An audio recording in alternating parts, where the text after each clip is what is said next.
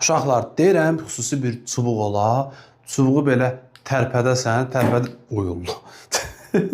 Tərpədən kimi dərhal bizim bildiklərimiz, müəllim bildiyi keçsə sizə.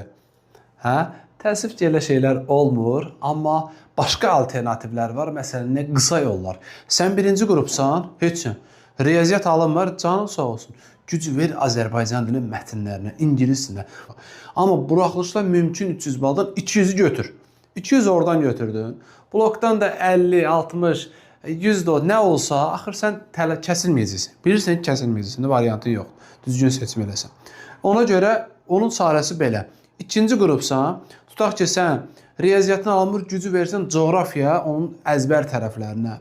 Azərbaycan dilinə mətnlərə güc verirsə, ingilis dilinə, həmçinin riyaziyyatına bilirsə 13-14 dənə, 15 dənə sual buraxışda biraz mülayim düşündü. Bloku biraz çətin olsa da buraxışı biraz yumşaq olur. Ondan nəsə əldə edə bilərsən. Həmçinin tarixdə nəsə əldə edə bilərsən. Bir dəfə yadında qalmır, 11 dəfə oxu. Çarəsi var da, bir ölmə çarə yoxdur. Üçüncü qrupsan.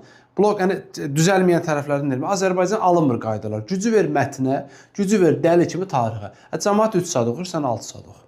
Axır bir yerdə alınacaq da. Yəni uşaq, mən tanıyırdım o vaxtda. Uşaq var idi ki, Hüseyin Cavid oxuyurdu, bitirirdi o vaxtda əsərlər filan da düşürdü. Hamısı şeirlər, əsərlər, lirik, epik hamısı düşürdü. Hüseyin Cavid oxuyurdu, gəlib məsələn Cəfər Cabbarıya, Hüseyin Cavid uçdu. Hərf saxlamırdı yanında. Gəlib çatır, nə bilim, Səməd Durğuna, Cəlil Məmməd Qazarı getdi. Bir dənə Cəlil Məmməd Qazarı, bir dənə Cəlili bilirdi. Vəssalam. O uşaqlar bilsin inirlər. İmtahan 2 gün qalmış. Bütün kitab başdan onlarda bir günlük yaddı, 2 günlük yaddaşdı. İmtihana bir gün qabaq hamısı dərslərib gedirdilər. Vallahi elə alınırdı.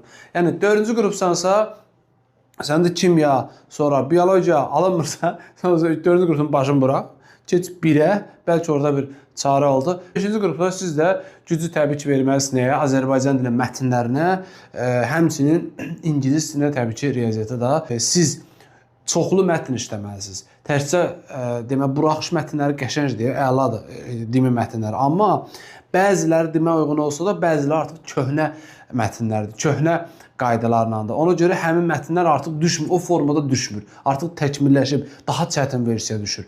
Eynən dil qaydalarına baxın. Məsələn, əvəzi açın, orada yazır ki, məsələn, təyin əvəzi işləmir, cümləni göstərir. İmtihanda elə düşmür, imtihanda çətinlərindən düşür. Eynən mətn də düşür. Yəni, asanlar köhnə idi, əvvəl düşürdü, artıq çətin versiyalar düşür. Bizim mətn və sınav qruplarımıza qoşulmağınız mütləqdir. Qoşulursunuz, 055 597 0151-ə yazırsınız, qoşulursunuz.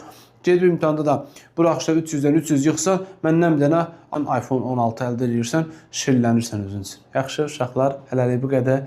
Özünüzə yaxşı.